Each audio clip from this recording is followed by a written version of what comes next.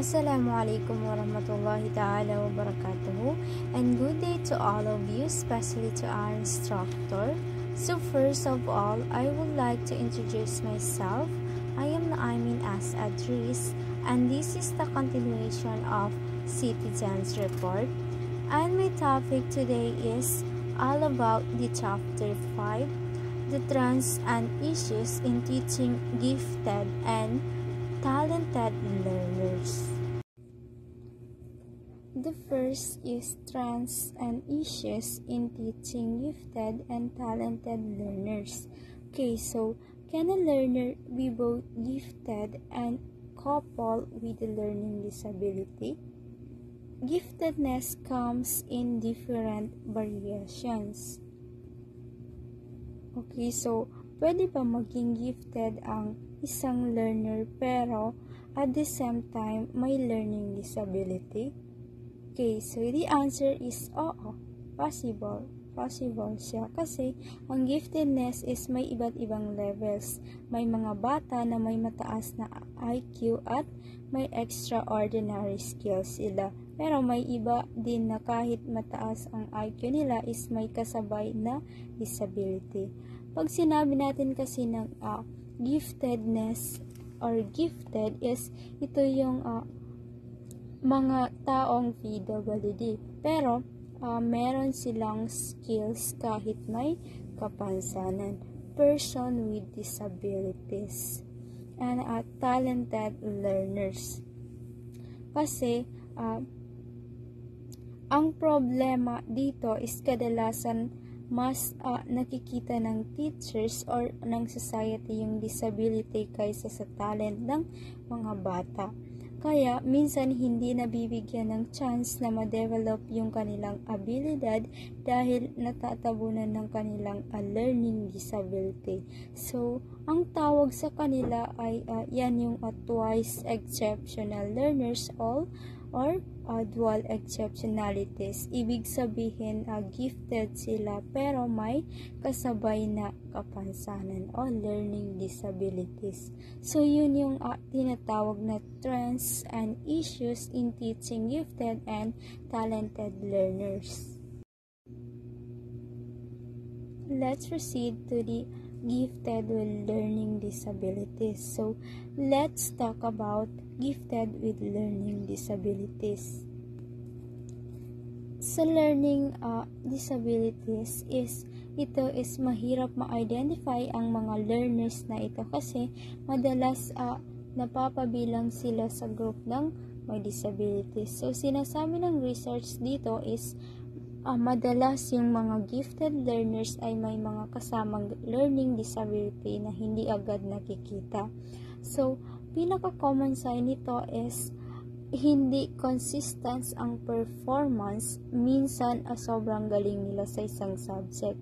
Pero, hirap naman sila sa iba. For instance, magaling sa science, pero hirap sa spelling at reading. So, pwede rin na magaling sila sa oral recitation pero bagsak pagdating sa written task. So, dito is madalas din silang maging inattentive. Ibig sabihin hindi nakaka-focus. So, may mababang self-esteem sila at hirap makipag-socialize. So, for instance, may estudyante na ang pangalan ay si Mark. So, si Mark is sobrang galing sa math. Kaya niyang mag-solve ng complex equation ng mabilis. Pero, pagdating sa pagbabasa at pagsusulat is nahihirapan siya. Lagi siyang nagkakamali at lalo na sa spelling at mabagal magbasa. So, dahil dito is iniisip ng ibang teachers na mahihina siya. Pero, sa totoo lang is gifted siya sa math at meron siyang learning disability sa reading. So, yun yung tinatawag na gifted with learning disability. So, the next is gifted with autism. When we say gifted with autism, ay tumutukoy sa mga individual na mayroong kaparehong mga taas na antas ng talino, giftedness at Autism Spectrum Disorder, ASD.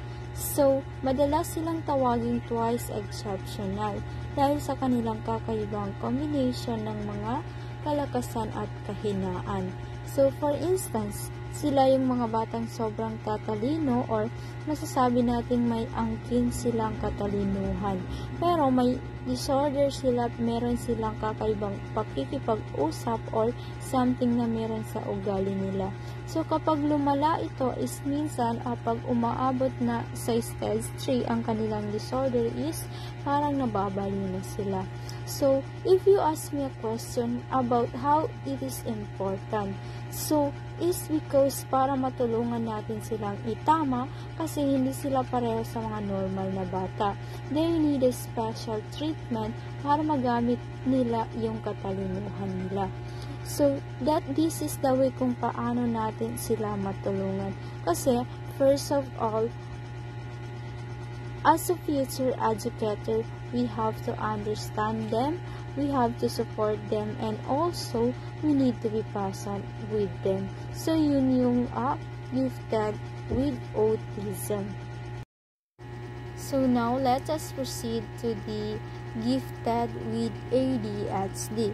So, ito ay tumutukoy sa mga individual na merong parehong pambihirang talino o giftedness at attention deficit hyperactivity disorder, ADHD.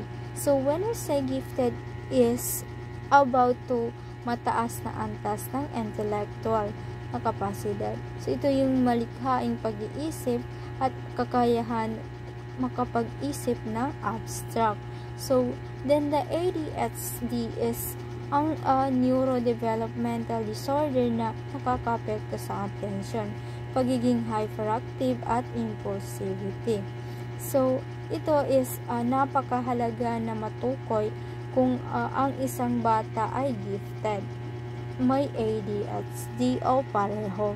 Ang maling pagkilala ay maaaring magresulta sa hindi naangkop na suporta ng intervention.